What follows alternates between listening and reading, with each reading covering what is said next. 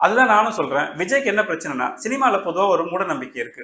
ஒரு படம் தோத்துருச்சுன்னா, ஒரு சின்ன படமோ, பெரிய படமோ தோத்துருச்சுன்னா, அடுத்தடுத்து வரக்கூடிய படங்கள் தொடர்ந்து தோல்வி படமா தான் அமையும். அப்படிங்கிற எண்ணம் இருக்கக்கூடிய இந்த சினிமா பாணியிலேயே இன்னும் நீங்க பார்க்கறது சரியில்ல. ஏன்னா, மக்கள் தோல்வியில கூட உங்களுக்கான ஆதரவு எவ்வளவு குடுக்குறாங்கங்கிறத நீங்க முடிவு செய்ய வேண்டியது இந்த அரசியல் களம். அரசியல் களம் சினிமா போன்றது கிடையாது. அதுலருந்து நீங்க கொஞ்சம் வெளிய வாங்க. உங்களோட முதிர்ச்சிய நீங்க காட்டணும். நியாயமா பார்த்தா அதிமுக வெளிய வந்தே இருக்கக்கூடாது.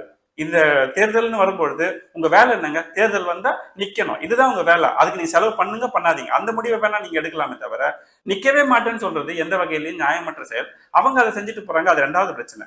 பாஜகவும் இதே தவறு தான் செய்தாங்க. இன்னைக்கு யாருமே களத்துல இல்லாத நேரத்துல இவங்க இறங்கி இருந்தாங்கன்னா, திமுகவை பிடிக்காதவர்கள் அப்படிங்கிற ஒரு பெருங்கூட்டம் என்ன பண்ணிருக்கோம்னாக்கா, பாஜகவுக்கு வாக்களிச்சிருக்கும். அதை நீங்க அறுவடை செய்யறது மூலமா மக்களுக்கு நீங்க ஒரு செய்தியை உணர்த்தி இருக்கலாம். எங்களுக்கு இங்க ஸ்ட்ரென்த் இருக்கு, இடைத்தேர்தலில் கூட நாங்க இவ்வளவு வாக்குகள் பெற்றோம்னு சொல்லி